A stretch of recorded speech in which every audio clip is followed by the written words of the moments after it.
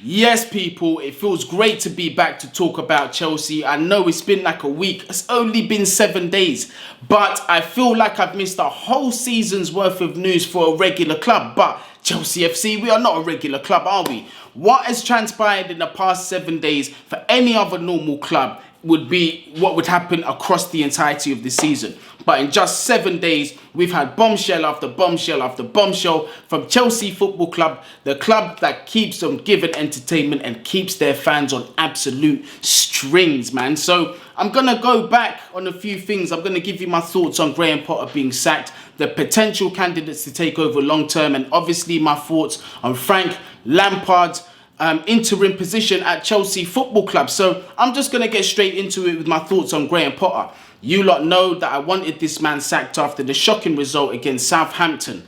Yeah, all things considered with Southampton, no manager at the time, bottom of the Premier League, only kept, I think it was one clean sheet up until that game, and it was at Stamford Bridge. There was no excuse to lose that, and I felt that he had to pack his bags.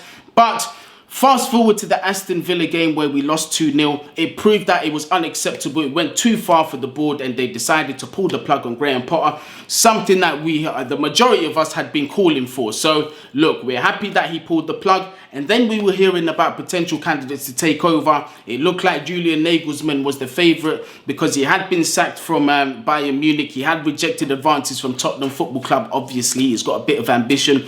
But he has not quite said no to Chelsea Football Club. But what I think potentially has happened there, he might be looking at it and saying between now and the end of the season, there's not really much to play for. There is the Champions League.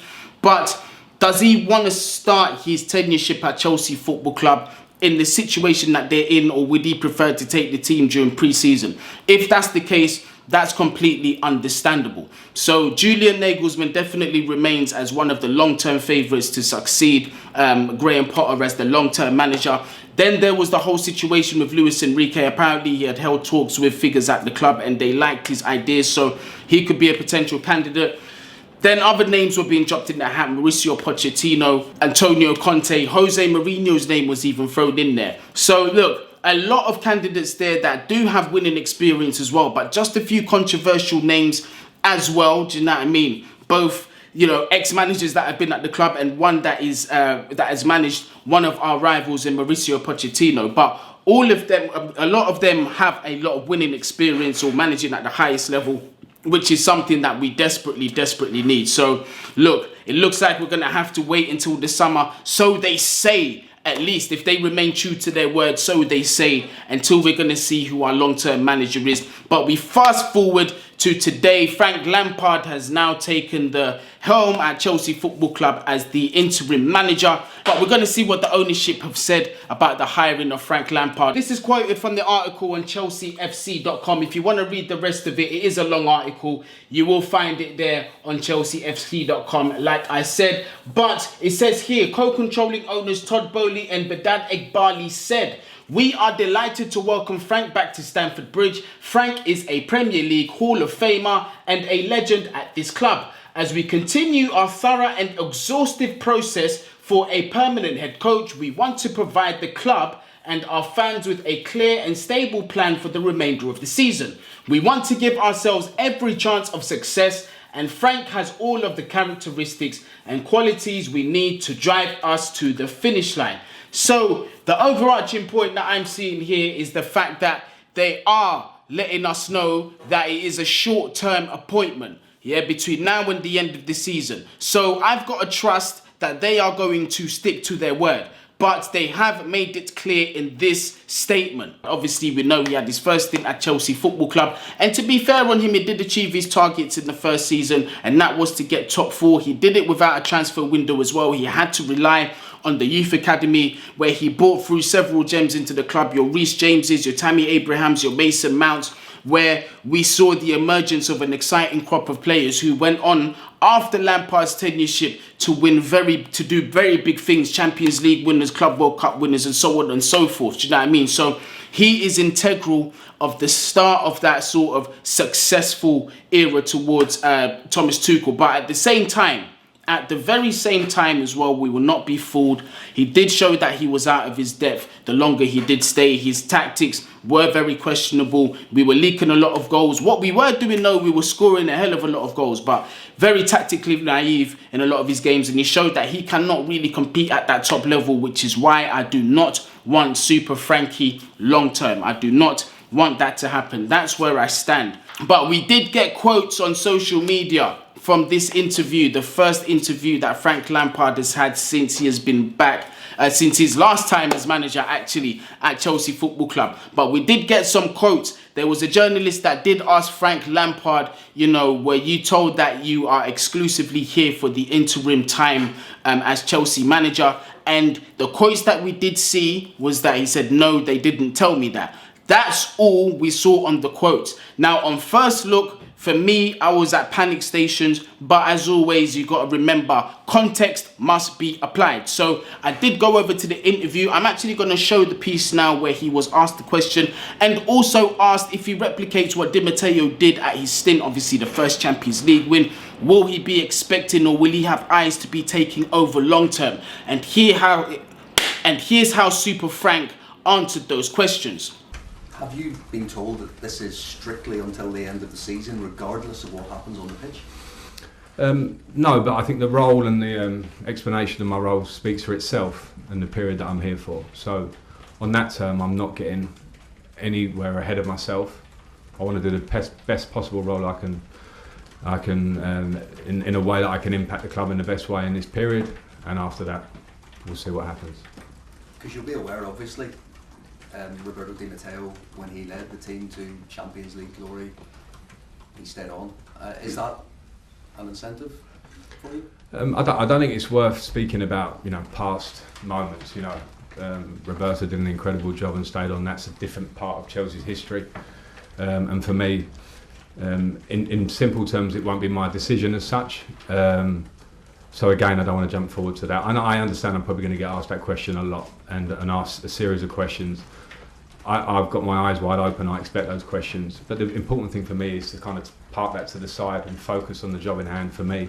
And I'm very excited to do that, along with the staff that I will be working with and the players that I will be working with. So as you can see there, when it's put into context, it is a bit of a reliever. So Frank has come out and said, look, yeah, you can see for yourself what I've been tasked to do, and that's what I'm focused on. I'm not really focused on anything else beyond that. Let me just focus on what's got to be done, and we'll see what happens at the end of the season. And to be honest, if we're thinking logically here, that's an answer that any interim manager would say at a club like Chelsea Football Club. If you're a manager with any ounce of ambition, of course you're going to want to hold the Chelsea job as for as long as possible. And we're talking about Frank Lampard here, a man that has described Chelsea to be his club. We know that he loves the club. We don't have to question his ambition or his love or his faith in the club. We don't have to. We know where he stands. But we've got to move outside of emotion, and we've got to apply objectiveness here.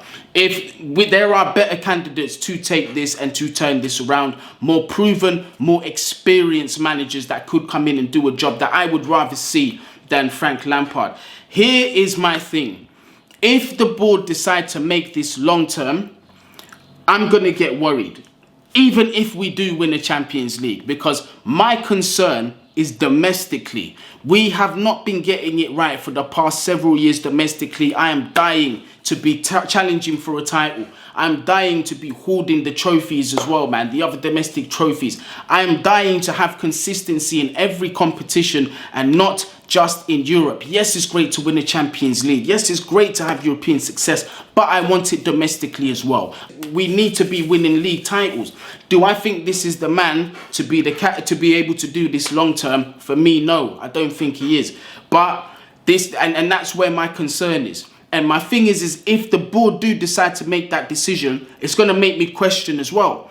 Why do we have a recruitment team? For what? We already know Christopher Vivell has made it loud and clear that Julian Naglesmann is his guy. They've got an existing, tried and tested relationship. They've spoken. This is all from what we're seeing behind the scenes. This is all stuff that you can see for yourself all over the socials, by the way. But we know that that is his number one man. If the board have hired him to trust these decisions, surely they're not going to override it. If that's the case, why are you paying him? What are you doing? If you're just giving away free money, holler at me. I'm more than happy to take it, and so is my bank account. We can make this happen, trust me. It's not difficult if that's what we're just doing. My concern is that Todd Boehly and Behdad Eghbali are overstepping their mark. Yes, I know it's a bit of a bizarre statement because they're the owners of the club. They can do what they want.